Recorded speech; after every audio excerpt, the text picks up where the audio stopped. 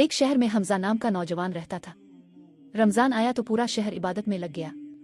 مسجدیں بھر گئیں، لوگ قرآن پڑھنے لگے اور راتوں کو دعائیں مانگنے لگے۔ لیکن حمزہ نے سوچا، ابھی تو پورا رمضان باقی ہے، بعد میں عبادت کر لوں گا۔ یوں ہی دن گزرتے گئے۔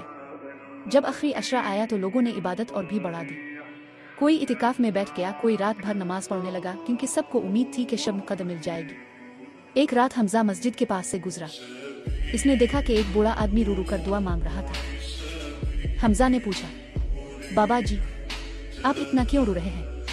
بوڑھے نے جواب دیا، بیٹا، رسول اکرم نے فرمایا کہ جو شخص رمضان کا مہینہ پائے اور اپنی بخشش نہ کرا سکے وہ بڑا بد نصیب ہے۔ میں ڈرتا ہوں کہیں میرا شمار بھی انہی لوگوں میں نہ ہو جائے، اس لیے اللہ سے معافی مانگ رہا ہوں۔ یہ سن کر حمزہ کے دل پر اثر ہوا۔ وہ فوراً مسجد میں داخل ہوا، وضو کیا اور اللہ کے سامنے سجدے میں گر کر رکوع۔ اس دن کے بعد حمزہ نے آخری عشرہ پوری لگن سے عبادت میں گزارا اور اللہ سے دعا مانگی کہ اللہ مجھے معاف فرما دے۔